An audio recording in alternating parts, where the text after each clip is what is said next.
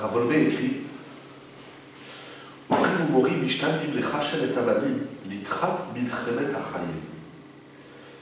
les parents, les enseignants, donc les parents à la maison, les enseignants à l'école, s'efforcent de préparer les enfants à ce qu'on appelle Milchemet HaChayim, le combat de la vie. La vie, c'est un combat dans l'esprit de nombre de parents et d'éducateurs, d'enseignants. Le combat de la parnassa, le combat du couple, tous les combats, tous les conflits, tous les efforts dans tous les domaines de la vie. Il dit Ravolbe, définir la vie comme étant Milchemet HaChayim, le combat de la vie, Ezomila trefa meshuketzet. C'est un mot, on va traduire pourri. Yerushato ha'aluva, l'héritage, comment on va dire, aluva, dérisoire de Darwin, Shechadra letoch betam shel yirei Hashem, qui s'est introduit à l'intérieur des foyers de ceux qui craignent Hashem. Ravolbe dit la vie, c'est pas un combat. On prépare, oui, il y a la parnassa, le couple, la famille, la société, les guerres, etc. Mais la vie, c'est pas un combat. Des fois, on entend les gens dire allez, à l'attaque. On va se mettre au boulot. Le travail, c'est pas une guerre. La vie au quotidien, oui, elle a ses aléas, elle a ses difficultés, mais la vie en soi, c'est pas un combat. Il dit appeler, nommer la vie comme étant un combat. Milchemet HaChayim, c'est un mot pourri. Taref, c'est un gros mot. Et Milchemet HaChayim, dit Ravolbe. Il n'y a pas de combat dans la vie, on n'est pas là pour combattre. Aval, yesh, olam, shel yedidut. Il y a un monde de yedidut, qu'on va traduire d'affection. C'est Ravolbe dit, là je suis dans la Réchour, premier volume, page Shilou Dalet. Je suis pas d'accord. Dans la vie, tu combats ton Yetzirah tout le temps. C'est un combat. Le Yetzirah, c'est peut-être un combat. Milchemet HaYetzer. Et qu'est-ce qu'il y a dans la vie? Et c'est le combat de l'homme avec lui-même, avec son Yetzirah. Il n'y a que ça. Pas que ça. Il n'y a que le Yetzirah. L'éducation, le chidour. Il parle de chidour, d'éducation. Horim ou morim. Qu'est-ce que je vais apprendre à mon enfant? La Torah, les mitzvot, le travail, le mariage, je vais lui apprendre à grandir. Et c'est pas un combat. Et qui c'est qui va venir au milieu? C'est là. D'accord, je combats avec moi-même, mais pas avec l'autre, et pas avec la vie. Donc le Yetzirah de l'autre aussi. Non. Non. Non. Je combats pas. Tu combats qu'avec ton Yetzirah. Tu combats avec ton Yetzirah, je combats avec le mien. T'es vu que ton enfant, il y a son Yetzirah aussi qui vient au milieu. Oui. Surtout que chez l'enfant, jusqu'à la bar mitzvah, il n'y a que du Yetzirah. Mais je vais lui apprendre à combattre son Yetzirah. Plus exactement, comme elle dit la Mishnah dans Pirkei Avot, à conquérir son Yetzirah, à maîtriser son Yetzirah. Mais, alors ça c'est une partie du chidour qui touche effectivement le Yetzirah. L'enfant, il a ses pulsions, il a ses traits de caractère, etc., ses méthodes. Je vais lui apprendre à vivre avec, à combattre le Yetzirah. Mais je ne vais pas lui apprendre à combattre la société, où voilà, le travail, c'est une guerre. La vie, c'est pas un combat. On n'est pas. Des fois, on dit alors, le patron il rentre au bureau, il fait alors, vous êtes d'attaque ce matin? Mais on va attaquer quoi? On est là pour travailler, pour vendre, pour acheter, pour. On peut dire oui, est-ce qu'il y a de l'élan? Il faut de la bonne humeur? Oui, mais pas de l'attaque. Une femme, elle rentre dans sa cuisine, ou elle dit allez, à l'attaque, on va préparer Shabbat. Il n'y a pas de combat. La vie, c'est pas un combat. La vie, C'est pas ça. C'est quoi la vie? C'est Olam Shenididout. Ravolvé dit il y a deux façons d'apprécier la vie. Il y a une perception de la vie qui s'appelle un combat. Regarde, même un enfant qui a son monde. Son monde à la maison, ses frères et sœurs, ses jouets, ses devoirs, ses parents, et son monde à l'école, ses copains, etc. On ne va pas apprendre à l'enfant à combattre pour exister. La vie, c'est pas un combat. Je sais, c'est nouveau, j'ai réétudié ça cette semaine, j'ai dit c'est pas possible, il faut que je le partage. C'est une mitzvah de dire ça à tout le monde. Le monde, il n'offre pas, on ne vient pas sur terre pour combattre la vie.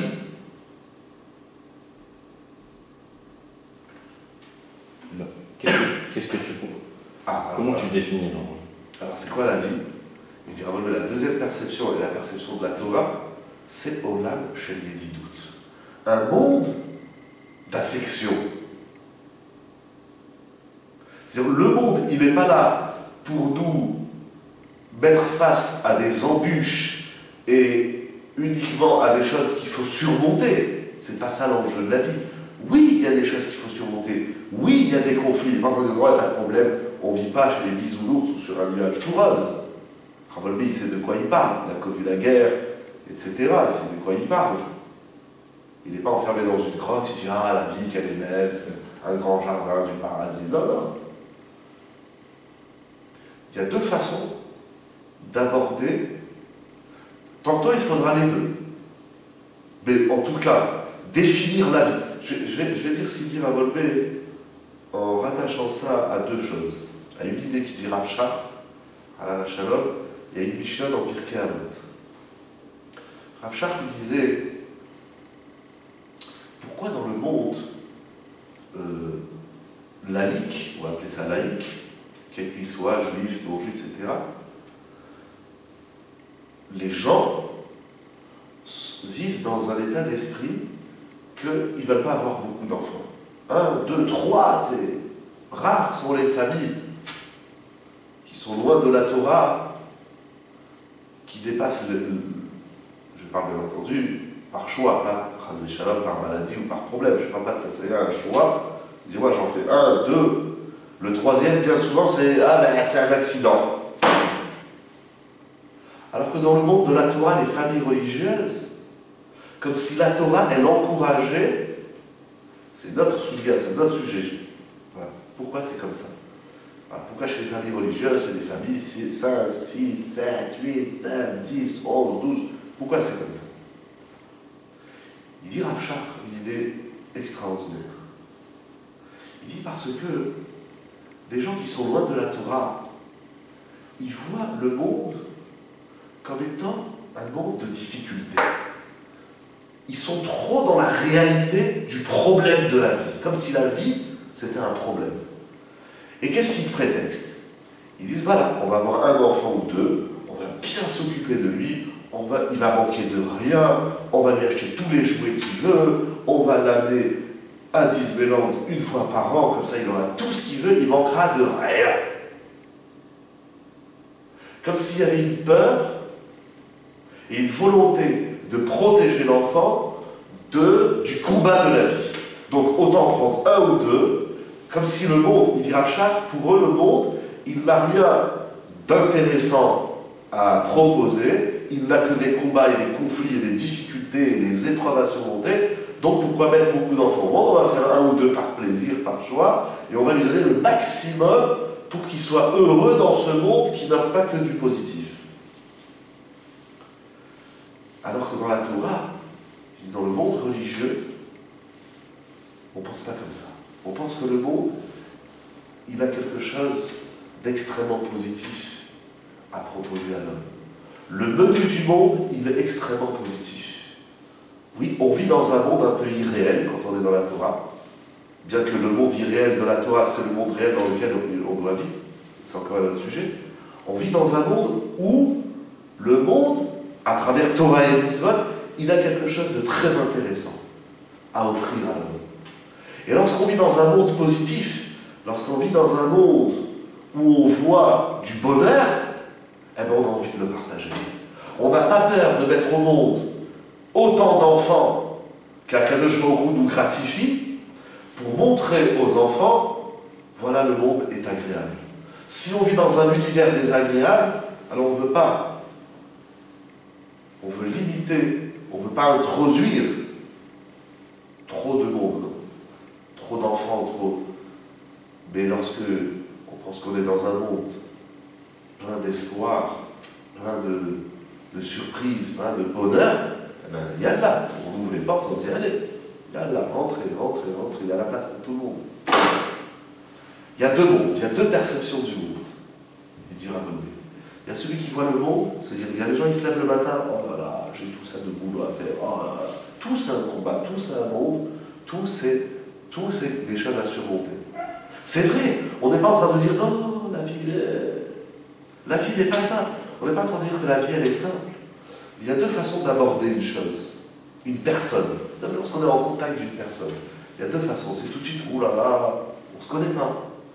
Ouh là là, il faut que je fasse. J'ai entendu. Et une deuxième façon, c'est de l'accueillir, qu'on va tout de suite vous étudier Mishnah dans le Pirkei.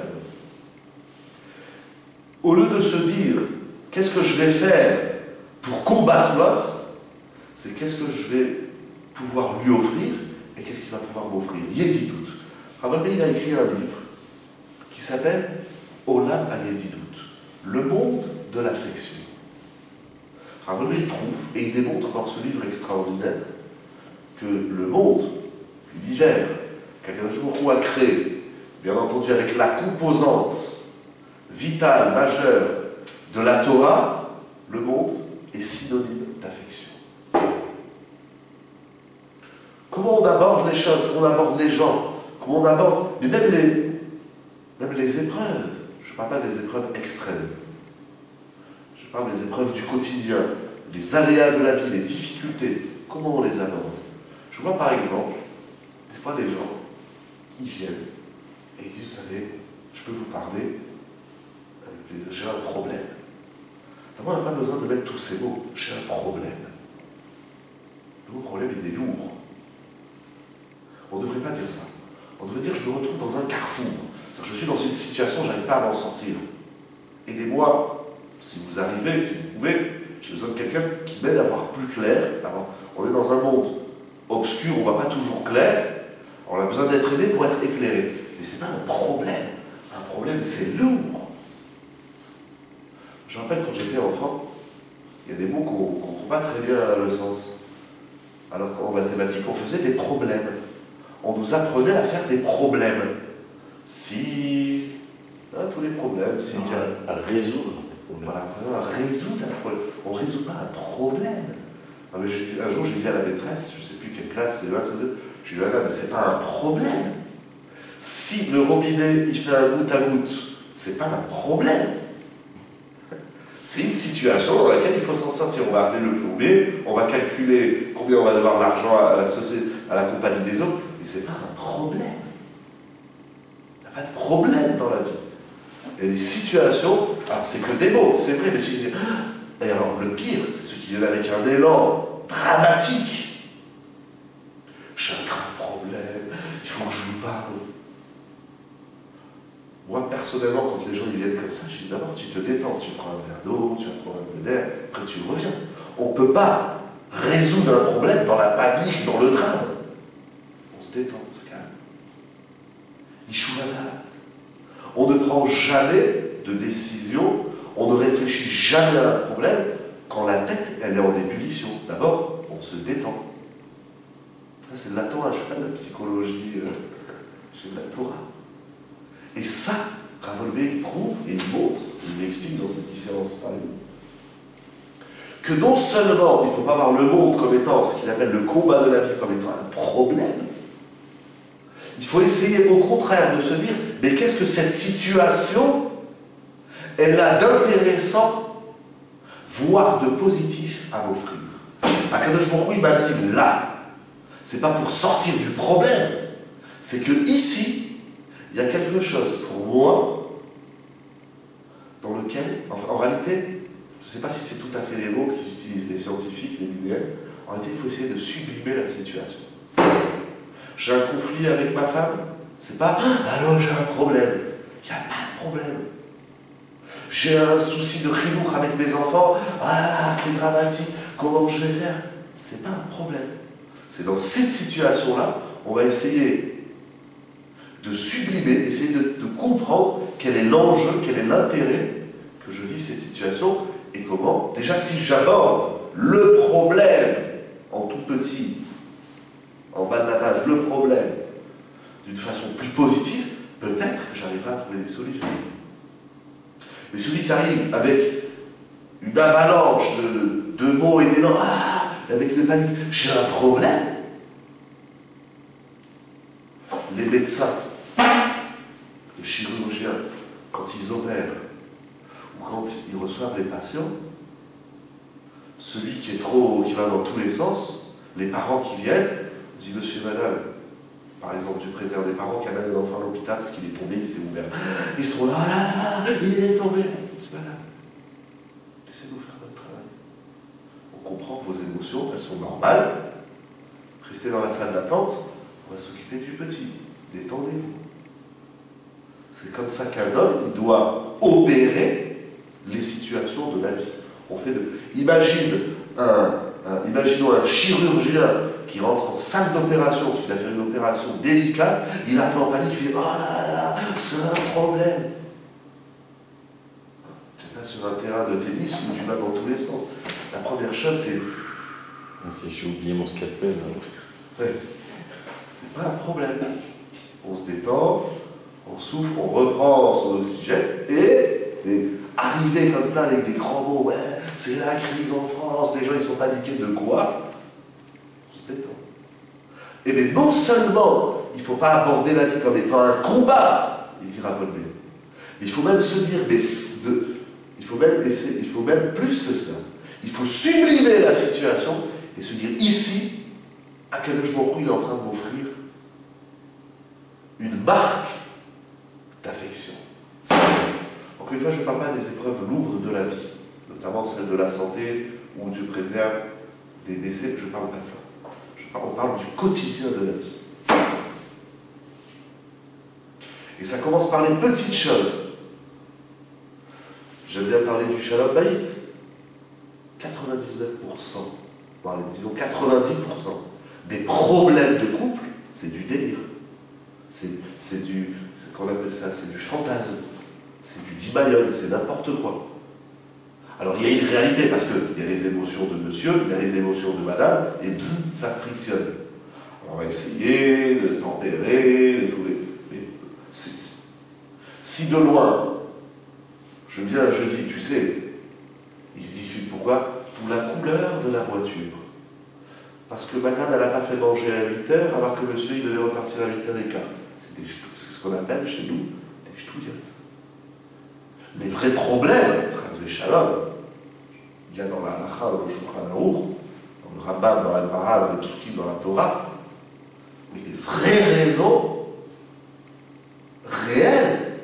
Ce sera intéressant, peut-être un jour, de faire une vidéo sur le divorce. Quand est-ce que la Torah, elle conseille, ou plus que conseiller, elle, on va dire, je dirais presque, elle impose le divorce. Mais tous les divorces, aujourd'hui, je parle avec les rabbins, je parle avec les dérives, c'est une catastrophe. Les gens ne savent même pas pourquoi ils divorcent. C'est une bêtise. Et alors voilà, pour des bêtises qui après, ça prend des ampleurs. Non mais au final, j'allais dire, mais en fait, au début, là, c'était quoi le début de votre problème? Ouais, mon mari m'a parlé comme ça. Ok, c'est grave. Je ne suis pas en train de dire qu'il n'y a pas de problème. Je ne suis pas en train de dire qu'il faut minimiser, non, mais il faut relativiser. Il faut savoir remettre les choses dans leur contexte. Ok, il y a du manque de respect, c'est grave. On va travailler le respect. Ou bien, ok, il y a manque de, je sais pas moi, manque de considération. C'est grave. Alors on va apprendre à considérer. Et c'est pas pour ça qu'il faut en arriver à des drames énormes. Je me suis déjà fait dans le couple. Dans le chinour, c'est très délicat. L'éducation, les enfants, l'âge, tous les jours l'enfant il change, tous les jours l'enfant il grandit. Il est bébé, il est enfant, il est adolescent, jeune adolescent, tout ça change tous les jours. Puis les parents, bien souvent on panique, vous dites, bon alors, c'est vrai, mon fils il a plus 4 ans, il a plus 8 ans, il commence à avoir 12, 13, 14 ans. Ouh là là, oh, on se détend. Dans la panique, on fait n'importe quoi. Si on aborde la vie comme un combat, il dira Volney, c'est voué à l'échec. La vie, elle sera toujours plus forte que toi. C'est comme ça. Dans tout. Un patron, il est plus fort qu'un employé. La police, elle est plus forte que monsieur tout le monde. Au bureau, il y en a toujours un qui sera plus fort que toi dans son domaine. Voilà, c'est voué à l'échec. Commencer la vie, apprendre à l'enfant que la vie c'est un combat, c'est un échec. Au contraire, il faut apprendre à l'enfant que tout ce qui va l'entourer dans la vie est synonyme de yédidout, d'affection. Qu'est-ce que ça veut dire? Je voudrais, bon, c'est profond ce qui ici va relever, mais je voudrais, ça m'a beaucoup travaillé, et ça m'a ramené une Mishnah dans Pirkei Avot, bien connue, Shammai Omer. C'est écrit au premier chapitre de Pirkei Avot, Mishnah 15, et avec Aleph Mishnah Tevav. Shammai, un des grands maîtres de la Mishnah, de la Torah orale, dit Eve Mekabel est comme Adam Besséler Panim Yafot. Il faut recevoir, accueillir tout homme Besséler Panim Yafot. Ça veut dire avec un visage beau, agréable, rayonnant, comme on dit. C'est-à-dire le contact que j'ai avec l'autre, le premier contact qui est celui du visage. Quand on voit quelqu'un, avant même d'avoir dit un mot, le premier contact, il est visuel. Voilà, on se voit. Après, on va rentrer en discussion, etc., etc. Il nous dit, Shammai,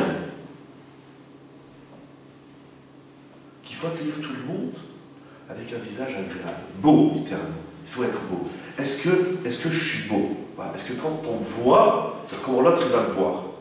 Est-ce que moi, je dois lui offrir les plus belles apparences de ma personne? Je ne dois pas le laisser découvrir, aller à l'aventure. Non, voilà. Ça peut être un sourire, un mot, un geste, une façon de regarder, etc. Mais je suis occupé, je te rappelle. Je ne peux pas parler maintenant, je te rappelle. C'est qu'est-ce que... Alors, il y a deux choses dans cette Mishnah. Le premier point, c'est, on comprend qu'il y a des domaines, des entourages de la vie qui sont, où on comprend très bien ça. Un exemple. Dans le couple, c'est primordial. C'est pas quand on rentre à la maison, je tire la gueule, ouais, ma femme, je m'en fous. Zéro l'air, ça marche pas. Ça y est, la soirée, elle est pourrie.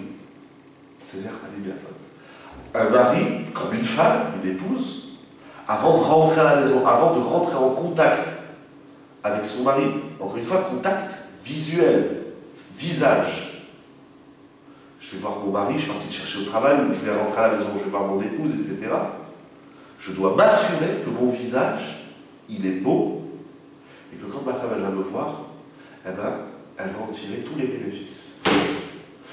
Je rentre à la maison, mon mari va me voir, je dois m'assurer que mon visage, pour ce premier contact, il soit sévère Panim Yafot. Celui, celle, le conjoint qui rentre à la maison avec gueule de je sais pas quoi, c'est la cata. Après, pour rattraper, c'est toujours rattrapable. Mais pourquoi faire les choses en rattrapant la cata? Assure-toi, peut-être qu'il faut prendre, on dit qu'il y a des gdolim, on raconte ça sur Rav Shlomo Zalman de Yorba, à la Vachalom, il y a des gdolim, avant de rentrer chez eux, devant la porte,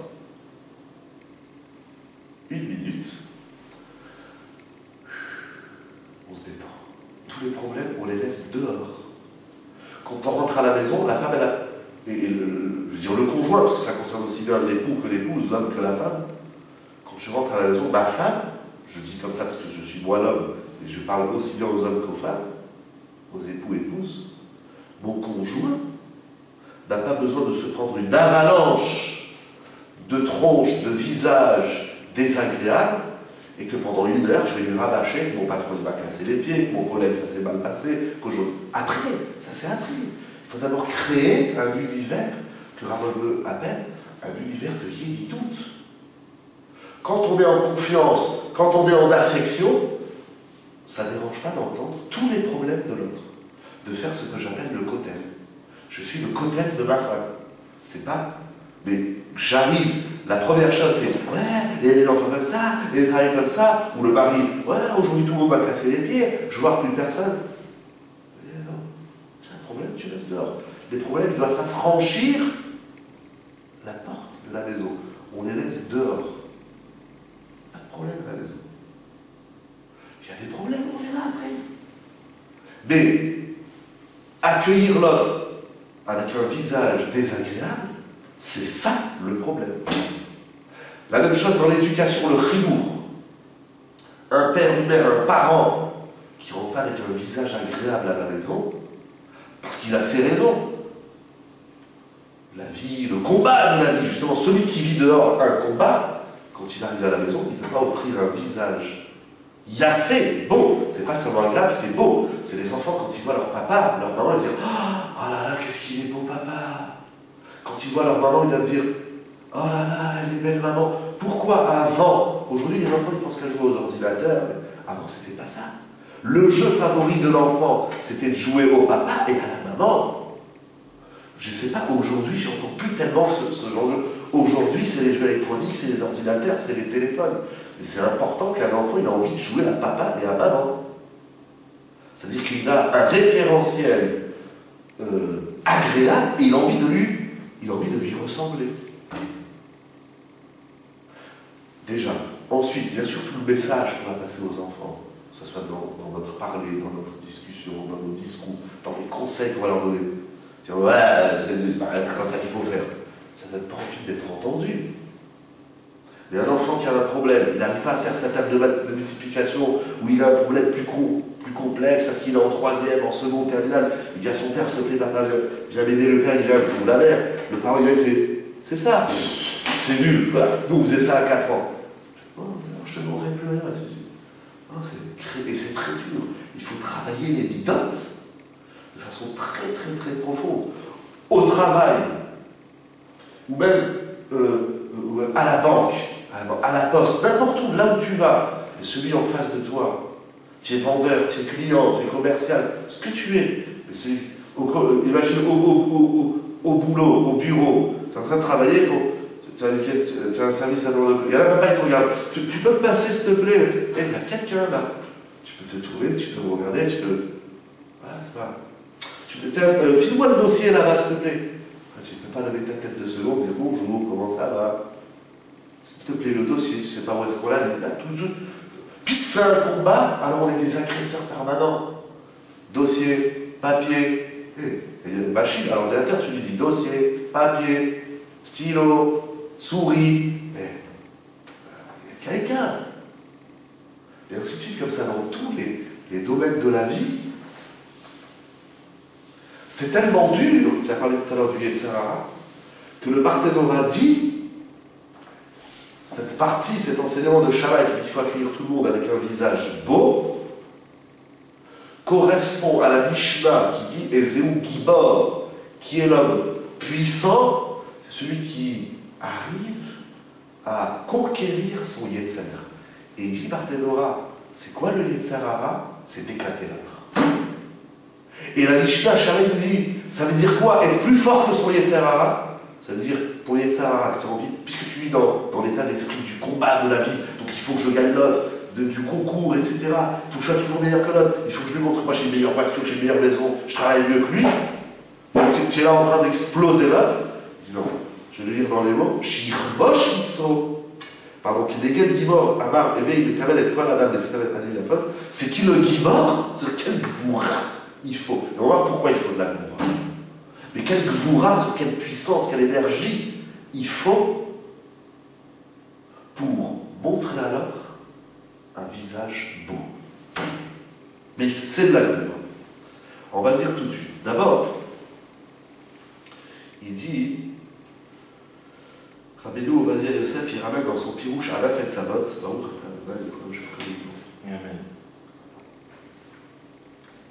Il ramène un Tosfot dans la Sechet Yebamot.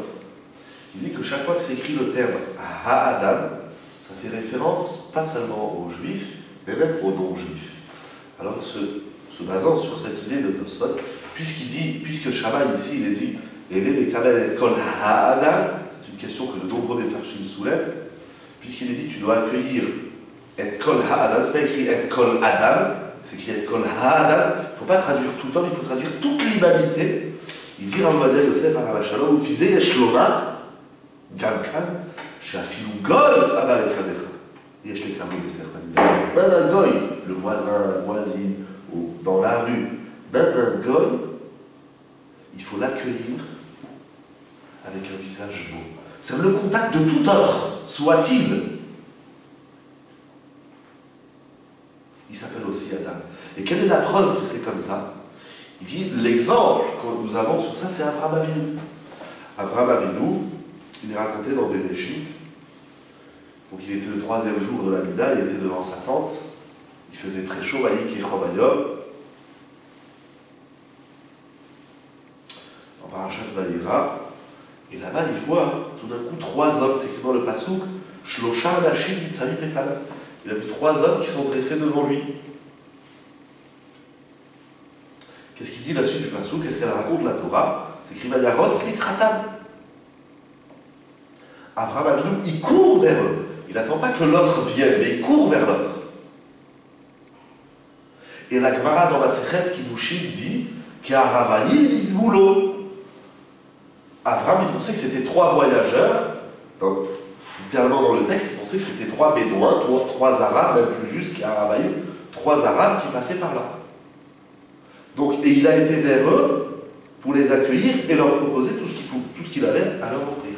Donc nous voyons que Bekarel et Kol Adam, c'est pas une même fois, c'est tout le monde.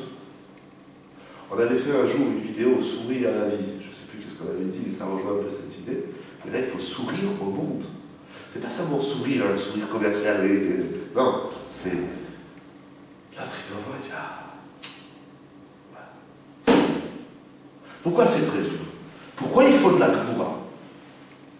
En général, on sourit avec quelqu'un qui nous apporte quelque chose. Dire à lui, tu veux lui sourire, même si c'est inconscient. Ça existe le sourire inconscient. Il y a des gens avec qui, comme on dit, il y a des gens avec qui, en leur compagnie, on est bien.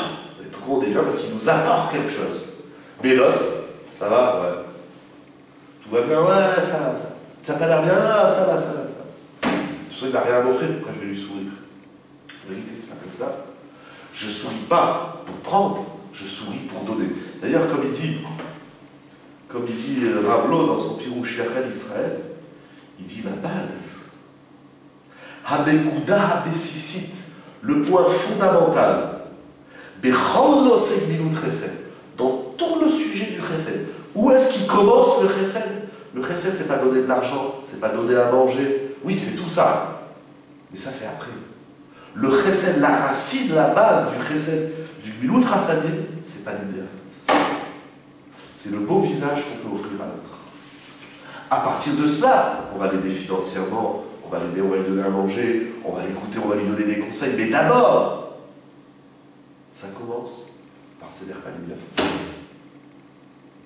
De ne pas montrer à l'autre qu'il a un point. J'ai le droit de dire à l'autre, excuse-moi, là maintenant je me sens pas, quand tu me parles, quelqu'un lui vient, ça peut être même le conjoint, l'épouse. Tu rentres à la maison, tu es fatigué, voilà, pour nous ce soir il est presque 23h, on va rentrer, imagine tu rentres à la maison, ta femme elle te dit, écoute, il faut que je te parle. Bon, bien sûr, si c'est important, j'ai le droit de lui dire, attends, laisse-moi 5 minutes, j'ai eu une journée pleine, on va parler.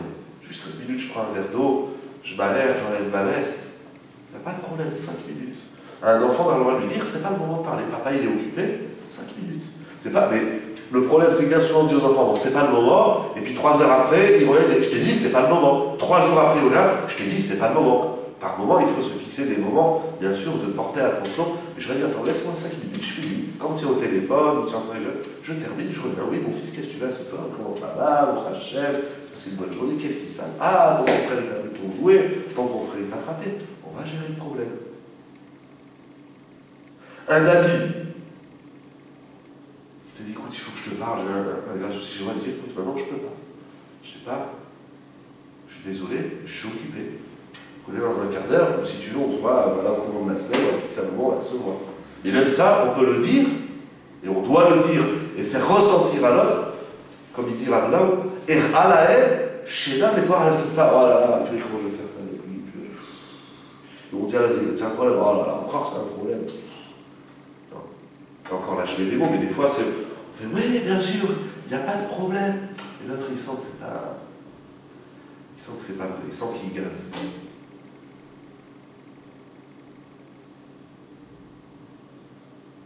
Puisque, pourquoi la Gmiloutras, pourquoi le sévère pas mis à faute? C'est la base du chesed.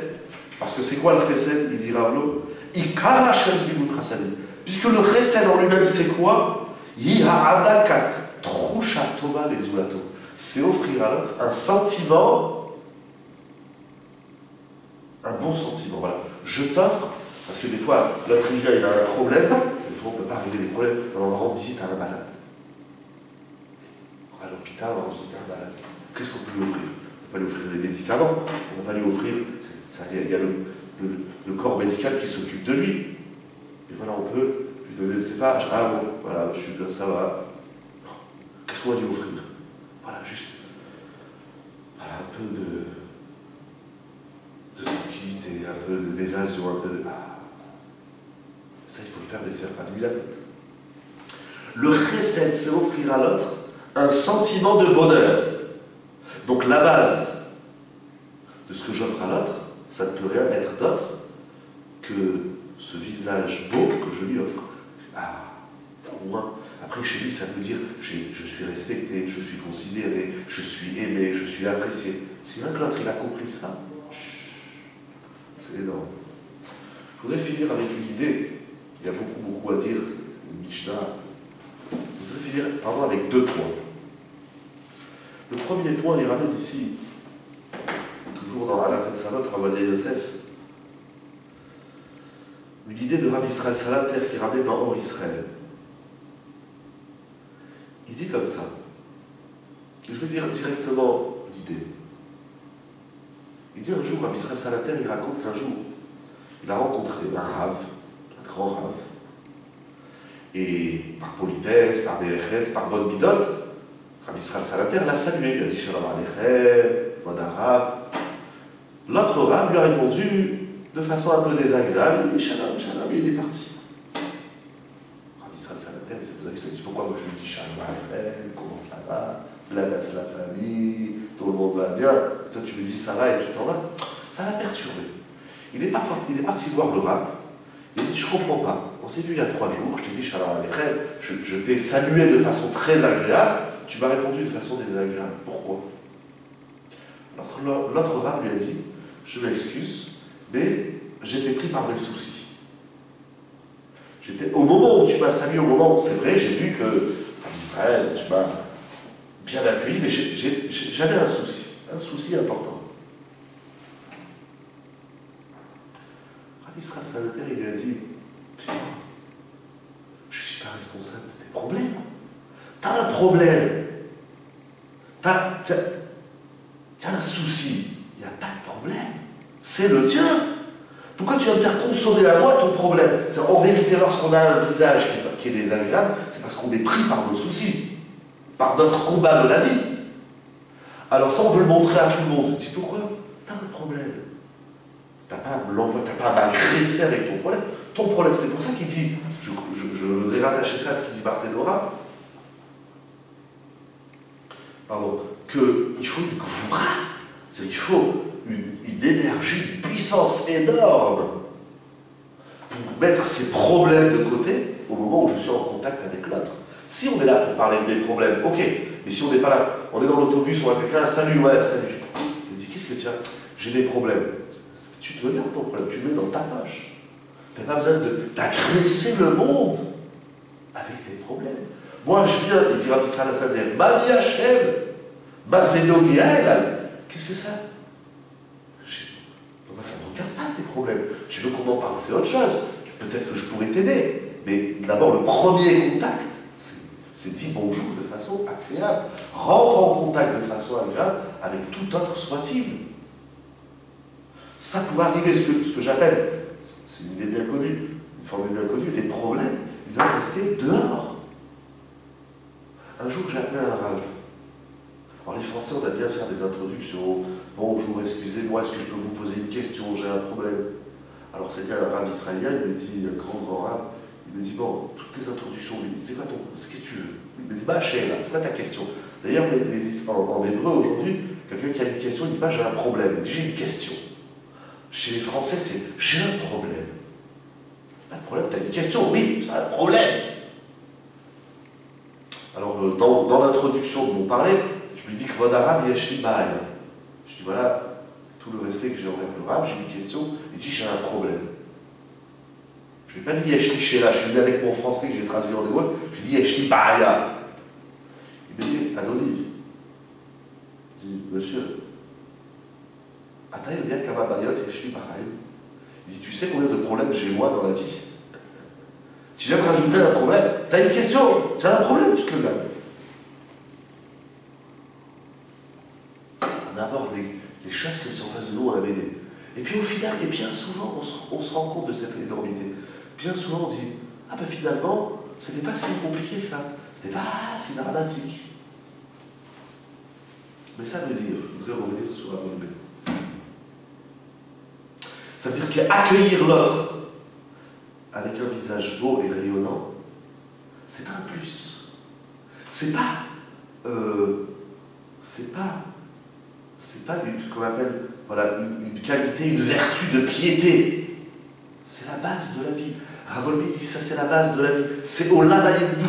Si on ne vit pas dans un univers de bisounours, de qu'est-ce que je vais pouvoir offrir d'agréable à l'autre, on vit automatiquement en conflit. Le contraire de la yédidoute, de l'affection, le contraire de donner de l'agréable, c'est la guerre. Si on vit dans un monde de guerre, alors quand on verra l'autre, on va lui tirer la tête, parce qu'on est en guerre.